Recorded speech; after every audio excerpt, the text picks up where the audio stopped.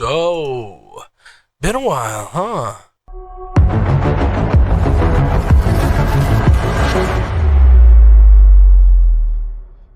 Listen, I know it's a jump. In my last video, I did boss fights, which totally wasn't over a year ago, I promise. But I want to be a channel that does lists on everything.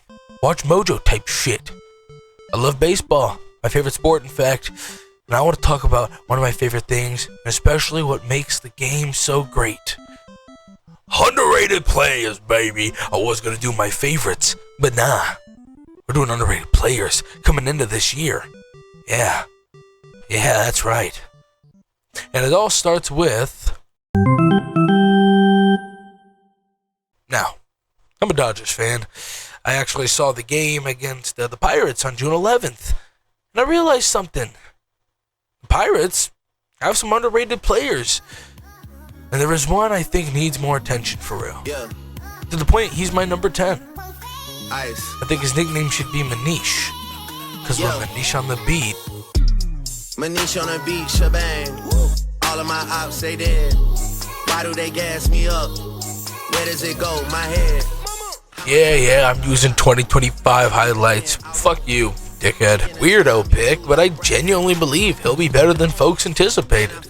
He is only batting a 229 at the time of recording, but fuck you, it's my list. I do for real think he's going to be a good second half player towards what I believe will be the Pirates wild card push. Not going to be an all-star, gold glove, silver slugger, anything like that. But definitely a solid bat and arm for the Pirates' effort. And hey, maybe if they do make the wild card, he'll be the deciding factor in a game or two. If there was really anything to point out of his play style, he's generally pretty average. He hits kind of average, fields average, he looks like an average generated player. All honesty, I don't really know why he's on here. I guess I just like him because he's so average. I'm not overly impressed with how he's played, I'm not disappointed, but I think he deserves a little more love, you know? Love for the average. Jared Triolo, John Travolta. Jared Triolo has certainly earned my respect as a Pittsburgh Pirate. Go Bucks. Unless you face the Dodgers. Then, well, fuck you.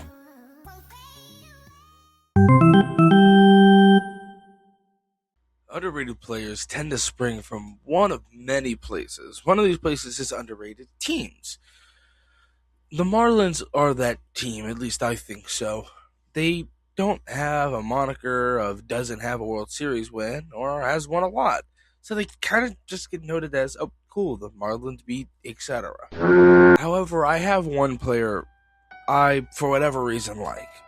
Senor Stare, Dr. Crazy Eyes. If he could strike out my goat, then trust me, your team can certainly drown in the lake. When I was a young boy, my father took me into the city to see a marching band.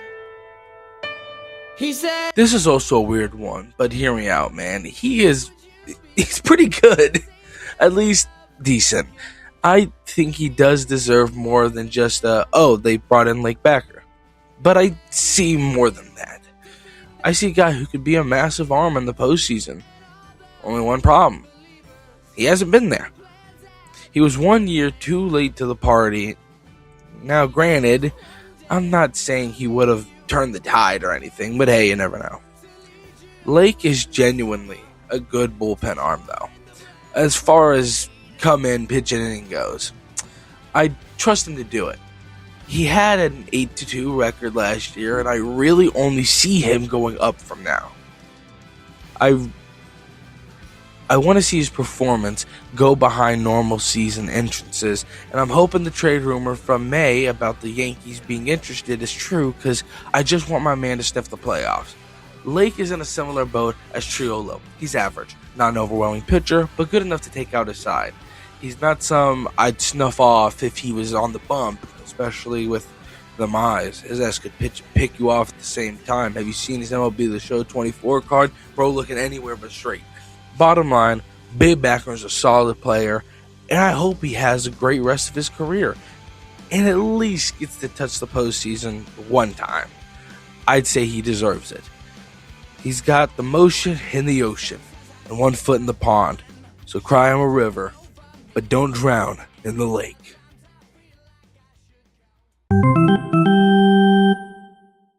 I like the Tigers. I would say they're likely my favorite AL team. And they, similarly to the Pirates, have many choices for underrated players. I thought this guy was good, and never realized he doesn't get mentioned as much as I believe he should. Of course, it takes a performance to rival any other he's accomplished to get people talking, but I always knew when he needed to, he'd pop up like a 45. And boy, does he got a draw like no other. In my eyes, indisposed, in disguises no one knows. Underrated players tend to come from another place. Teams with stars. Sounds weird, right? But think about it. When everybody is talking about Terry Scoob, Riley Green, Kerry Carpenter, and whoever else, somebody gets left in the dust. Colt Keith is that somebody. Every time I hear people talking about the Tigers, it's always about the big names. Meanwhile, Colt just shows up, hits baseballs, and leaves like he was supposed to be famous. I know I may not be onto something, but hear me out, man. He's actually been good. Not fake good either, like talking you're good every once in a while, and then, the rest of your career, you're fucking, like, genuinely helping the team good. I still think a lot of people view him as that prospect that got called up when we're way past that point now. He's a major league player, and a pretty damn solid one at that. Every year, I keep waiting for people to start talking about him more and more, and every year, they just don't. The thing I like about Cole is that he doesn't really have to be flashy. He just kind of does baseball things correctly. Need a hit? He might get one. Need someone on base? Decent chance. Need a guy who isn't going to completely implode because the moment got big? I would trust him. In 2026, he's doing exactly what you'd want him to do. And somehow it still feels like people are sleeping on him. Keith is in the same boat as a lot of good players. He's not making highlight reels every day. He's not gonna have some ridiculous nickname that's getting spammed all over social media. He's just good. Consistently good. The kind of player you don't appreciate until he's not in the lineup anymore, and suddenly everybody realizes that, there's just something off. Bottom line, Colt Keith is a solid player, and he's having a pretty good 2026. I think he deserves more credit than he gets. He might not be the loudest name on the roster, but he's definitely one of the important ones. So next time you're talking Tigers baseball, remember the guy quietly doing his job. The Colt is running, and people still haven't caught up.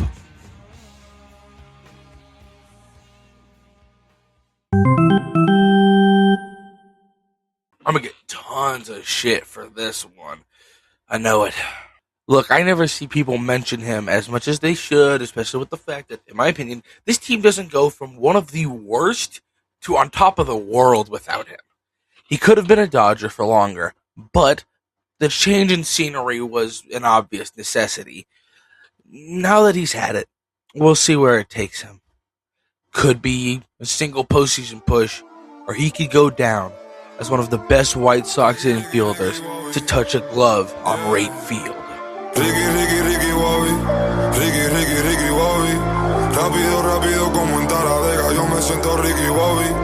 Now, before someone starts typing a paragraph explaining how he isn't actually underrated and people know who he is, yes, I know, but still, fuck you, it's my list.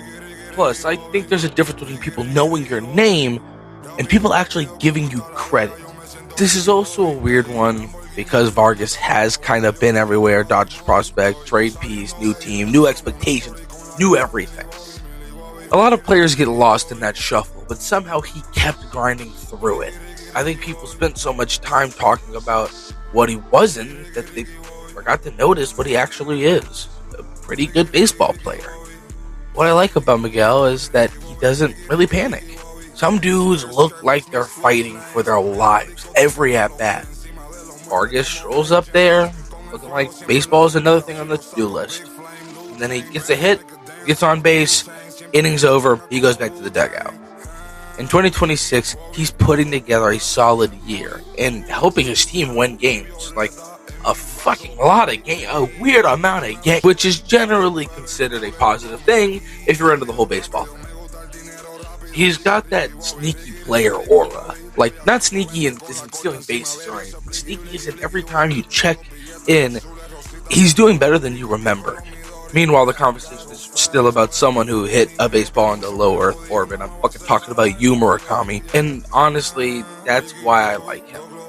Baseball needs guys like that. Not everyone can be the superstar. Somebody has to be the dude quietly putting together quality at bats, but the cameras are pointed elsewhere. I'm talking about Yu Murakami. Vargas does that. He shows up, handles business, and goes home. So yeah, Miguel Vargas is having a good 2026, and I think people should talk about it more. Maybe he's not the king of underrated players. Maybe plenty of people already know he's good. Cool. Doesn't change the fact that he's producing and helping his team. At the end of the day, it's kind of the whole point. If you're good, you're good. And Vargas has been pretty damn good.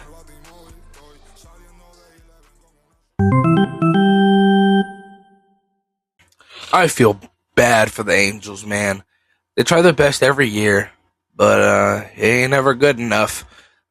Nonetheless, I root for them to make postseason every year, but I'm not surprised when they don't. What am I surprised about? The way one person is moving in particular. He has his ups and downs, but this year, yeah, he's doing it. This year, he's having one hell of an up. The way I see it, when the Angels lose, sure the hell ain't 'cause of him. Ella viene por ahí y nunca llega sola. Ella nunca llega sola. Todos los bandidos sueltan la pistola. Esta noche lo que hay. You ever had a player that you kind of accidentally root for? Not because they're a superstar, not because they hit 50 home runs, not because they got a crazy story, just because every time you look them up, they're there. That's Oswaldo Peraza for me. For a while, it felt like Peraza was baseball's favorite next year player. Every season, somebody would go from this is the year, and then something would happen.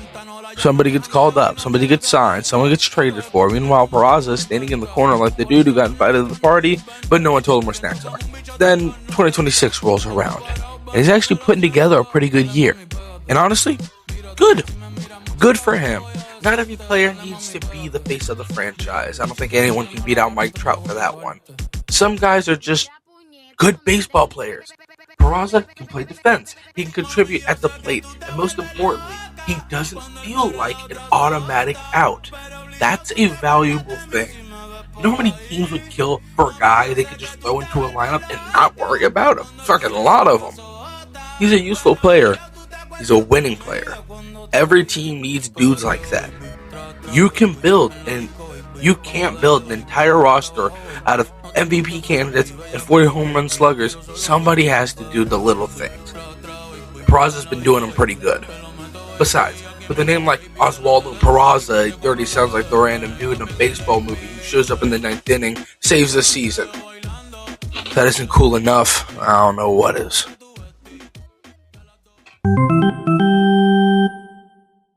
I've explained my feelings on the Tigers. Is it cheap to put two of them on here? Can you guess what my response to the people complaining will be? Anyways, yeah, people are underrated and shit sucks, especially on a team that hasn't been good, even though they have good-ass players. This guy showed up, and honestly, it has surprised me personally, and I'm proud to drop him on my list.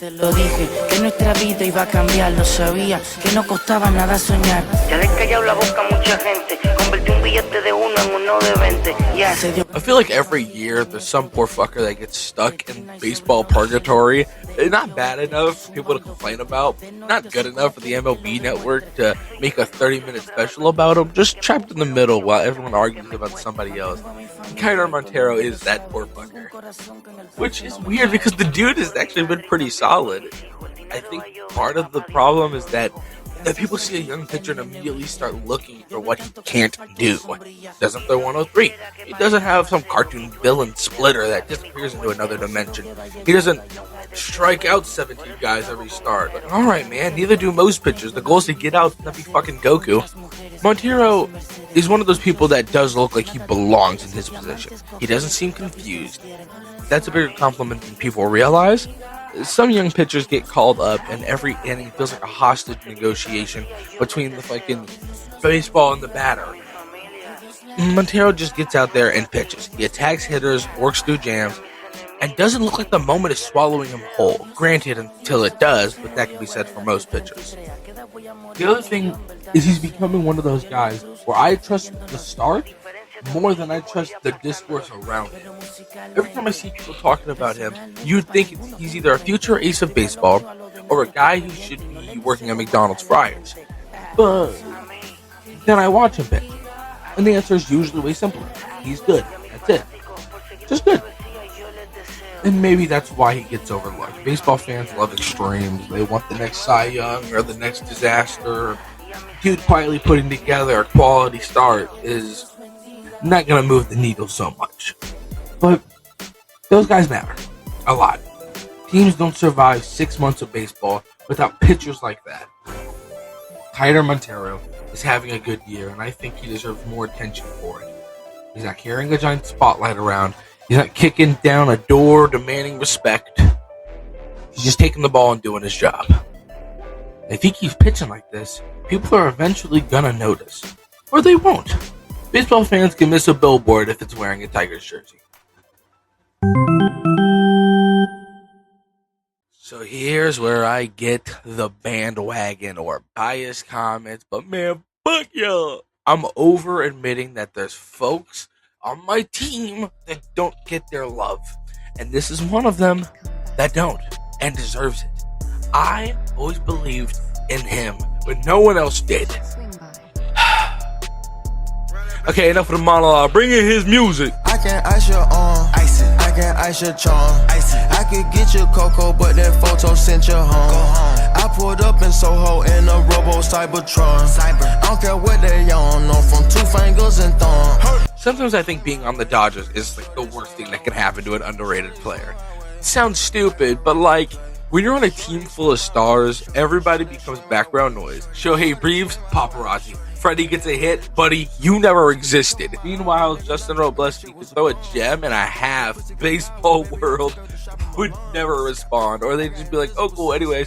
See Ohtani almost not get out? No disrespect to my GOAT, of course. I love Ohtani. But it kind of sucks because Robleski has been so good. Especially this year, I still think he could be up for Cy Young candidacy. What I like about him is that he doesn't really seem interested in making things complicated. He gets the ball, throws the ball, gets out. It's a revolutionary concept, I know. Some pitchers out there look like they're trying to solve an advanced calculus problem every inning, and Robleski doesn't. I know that sounds a little benign of a comment, but it doesn't have to be flashy. It never has.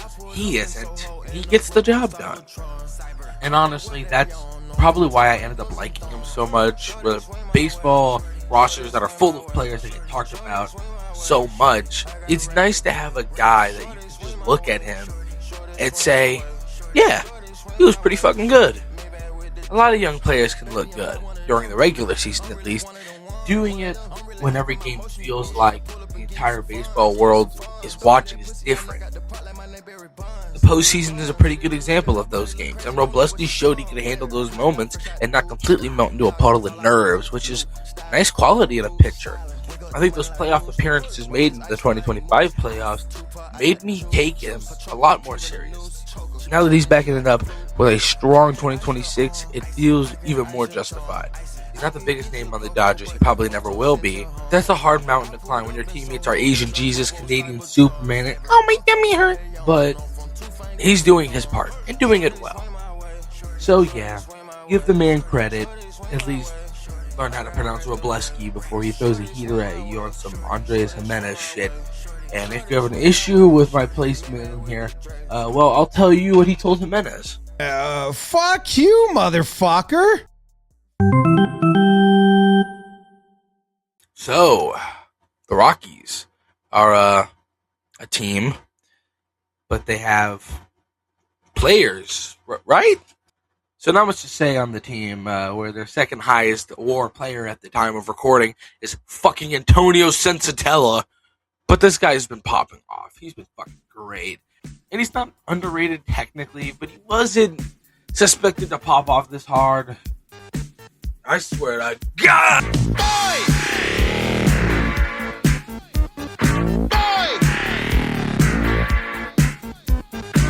Did you think he was gonna move like this? I didn't. Never. But for real, he is walking shit. Even if he's on the IL at the time of recording, he was walking shit. It was surprising to me, albeit, and I hope this raises his trade stock so he can get off the fuck ass Rocky. I was originally gonna do Tomoyuki Sagano, but him being decent is so far less of a surprise than Moniak, at least to this caliber. He's been nothing short of a saving grace for the Rockies as far as getting them to double-digit wins much sooner as opposed to last season. Shit, at the time of recording, he is batting a .280 with 12 home runs, which is, I'm sure, much different by the time this video is posted.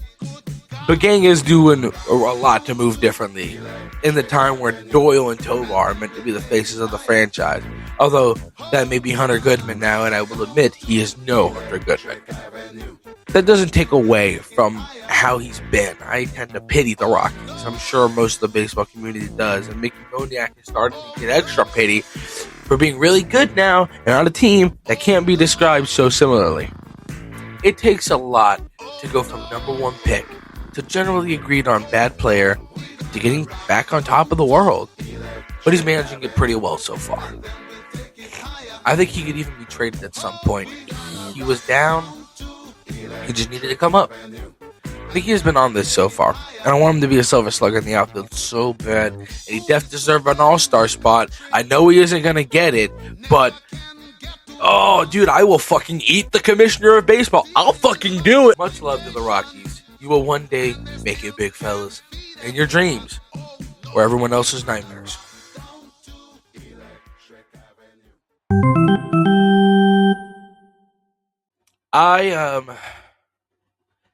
Man, hate the Astros. Let me just put it that way. No, all honesty, as a Dodgers fan, I'm salty, of course, about 2017. And not as much about 2022. They won that fairly. But I have my issues with the Astros. However, I am the first person to admit when a player is doing good. They have some good choices, but one of them stands out to me. And, I can't describe it other than whip a Jeff Hart in that kitchen. Everything that I've read, praise the Lord. Worship Christ with the best of your portions.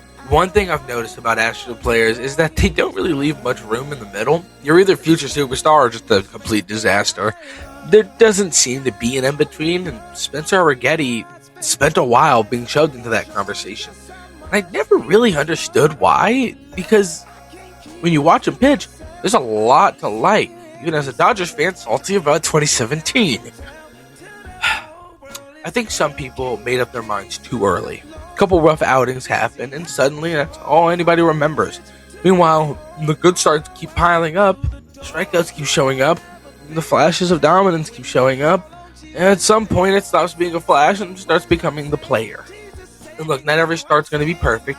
That's baseball. If perfection was required, half the league would be unemployed by May. What matters is whether a guy can bounce back, make adjustments, keep improving. Arrighetti has done exactly that. I also think people underestimate how valuable consistency is.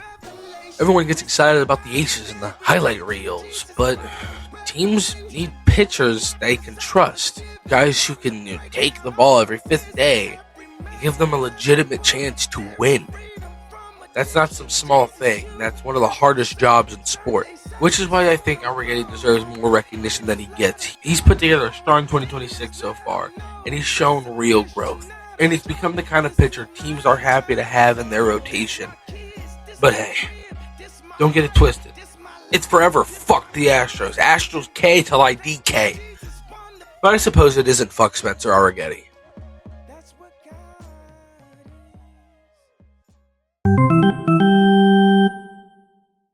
Shit, man, I'm gonna get hanged for this, but fuck it.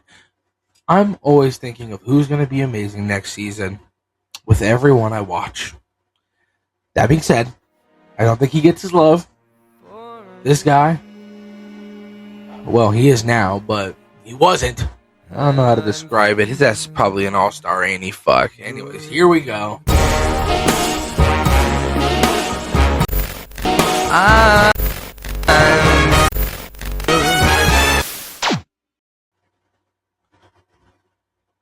What happened?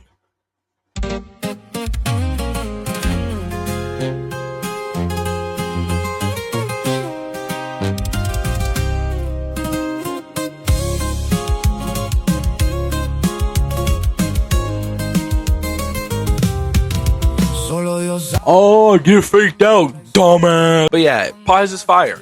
I know people are gonna say, "Oh, but he's so popular." They're right, but honestly, it's purely because he's on the Dodgers that he's on here. When you think Dodgers, you think Ohtani, Freddie, Mookie, Muncy. Very rarely is the first person to think, "Oh, Andy Paz." Honestly, I think a lot of it has to do with this postseason performance, which was admittedly horrendous. But I still believed in him and what he was capable of, and apparently I was fucking right to do so. He's currently top 5 in all of MLB for RBIs at the time of writing, and hopefully at the time of recording I haven't checked it. But anyways, it's fucking insane. He is a demon who, albeit previously mentioned, has had a shit-ass postseason performance last year, but he is more than certainly making up for it with his, at the moment, 78 hits, 15 home runs, 56 RBIs. That's, 55 more than he had in the postseason. That motherfucking damn. Point to be a point, he's been doing quite good. All honesty, I think a part of me knows I'm on some bullshit, but I've been a Paez fan since he came up. I have had love for this man since day one, and I want people to enjoy watching him and give him credit as much as I do. Hopefully this entry can push some people towards that. But if not, hey, it's cool. He knows people loves him. So yeah, that's all that. Paz is my GOAT in this category, at least. And he may go down as one of my favorite Dodgers. He's playing like this. It's a guarantee.